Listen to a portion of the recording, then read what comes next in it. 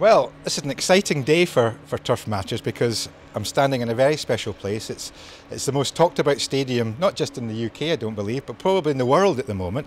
The new Tottenham Hotspur Stadium, and I'm with Darren Baldwin, who's you told me earlier, the tech director of the head of playing surfaces and estates. That's good. You've done Got well. it. Well, I remembered that. I'm useless at these things, but I remembered that.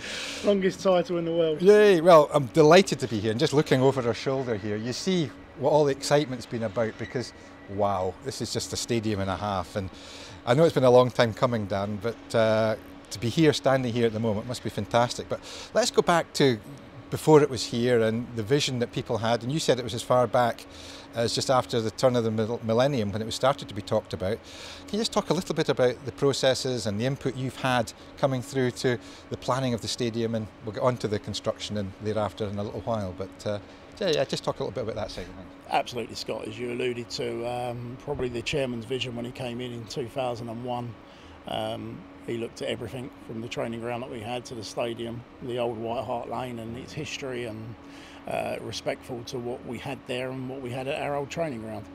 Yeah. But he had a vision back then that we needed to improve facilities, both for our players and our fans. And presumably capacity as well. And capacity. You need to be up in that 60,000 plus bracket. Arsenal, our friends up the road, they did that with the Emirates.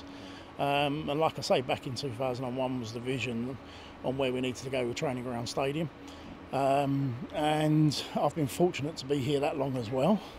And I've lived that dream, if you like. I've been through the whole thing from day one and the vision all the way through to where we are. Now, that vision way back then, you'd have to be a real Nostradamus to come up with something that looked like this. The vision at that point, well, a bit smaller scale than it is at the moment, probably a good deal less expensive as well, I would imagine.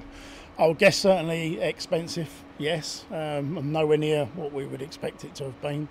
And I think things evolve, and that was what we've lived with this. Whilst it started out as a 60,000 seater bowl, as we progressed with options and different visions, then became different challenges. And the word that was never a word to be used in any boardroom or any meeting was no. It was very much, how can we make it happen? And at that point, your priority would have been the grass out there, the turf out there, making sure you can grow grass, because I know wonderful new stadiums for a long time they were replacing turf every 2 or 3 times a season. So that would have been your priority, that along with, I would imagine, the maintenance facilities that you have on board as well. So you were able to influence those decisions at that point. Absolutely. I'm very, very fortunate to work for a board that put the playing surface at the forefront of the design. Along with the architects and the engineers, the playing surface, both the grass, the natural pitch that we see there now, and the NFL one that's underneath, was at the forefront of the whole design. The stadium bowl as well. What we don't see now, because the grass one and the soccer pitch is in at the moment, but the NFL one and the way it sits 6 foot below the surface, it works with a sight line, so there's no seat kill. So this whole stadium was designed around being able to have both codes, also other events as well, whatever the club may choose to do with the events team in the years to come. I know you said earlier, you had one of the early meetings with a stadium guy who said they would need the stadium for a concert for about 10 days. Now at that stage I would imagine that turf would die off if it wasn't looked after properly, or the agronomic progressions weren't at the point then as they are now. Absolutely. So as I say, that no was never an answer. So we with the whole design, we looked and we had consultants in on what we can do, what we can't. So NFL sightlines, concerts, acoustics. But when we were having a meeting about concerts, at the time we only envisaged parking the pitch for 3 or 4 days to do an NFL game, or to do a boxing, or whatever the sport may or may not be, or whatever the event may or not be. And then sitting in a meeting listening to a concert consultant talking about needing 10 days to put a concert in, bring it in, put it on, take it out. So with that in mind, for me, parking the pitch and the research we did a lot of research. Who were you working with agronomy-wise at that point? So we worked with Julian Franklin at Rothampstead Research Centre in Harpenden. We did a lot of trials, a lot of tests on the agronomy, on how long we could last in the dark, LEDs, etc., etc. Lots and lots of testing, lots and lots of research. And we could go in the dark for a maximum of 3 days. So of course, when the concert promoter comes in, a consultant comes in and says we need 10 days, after he got me off the floor, having fallen and slid underneath the table, we then went back, and we're a club where we don't know is not the answer, as I've said. Yeah. So it's how do we do it and how can we park it for 10 days. So we did all the testing, and we now can, with the help of our friends at SGL, park the pitch into the pitch pocket in the garage for 14, 15 days. Wow. Now, that suggests that you guys here at Spurs have helped the development of that side, not just for yourselves, but for everybody. Would that be fair to say some of the things that were tested and moved forward here have become standard for the industry? Is that a fair comment? I guess going forward it will do. It's like anything in innovation. When you do it, then it moves on. And we've looked at LED lights aren't new. They've been out and guys have been testing them. It's just how we use them and the system we use them in.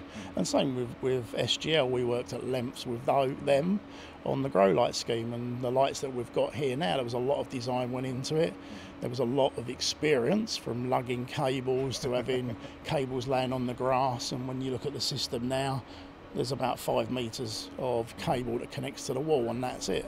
And we're able to work under these lights. Yeah, you say they are special, the things that are special about them. Just go over it, Darren, just to let me know.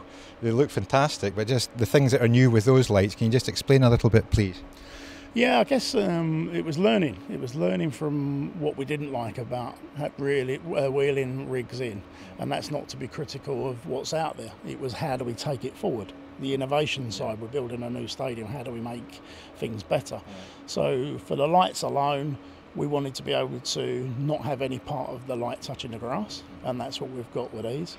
We wanted the ability to raise them up so that you can go and work underneath them. So whether you're you didn't consider employing shorter groundsmen? Possibly, but our groundsmen are pretty big. So it is one of those where we wanted that ability to lift them up so that we could work underneath them, which we've got, and also to be able to irrigate. So we, by our own experiences of the old stadium, we've had the lights on, and unfortunately the irrigations come on, and them sodium bulbs do not like 8 bar pressure of sprinkler hitting them. They kind of tend to shatter a little bit. So we've built an irrigation system into the top of the rigs as well. So and that presumably things that will be taken on from they'll be selling them to other football clubs up and down the land as well. Yeah, now I guess from SGL's perspective, this is the new kid on the block. But that, someone else is going to go and build something bigger and better in years to come, and they'll take it to another level. We just looked at what worked for us, what were the downsides in the past, and what would we like in an ideal world. And I've been very fortunate to be in that ideal world where we have been given all the tools.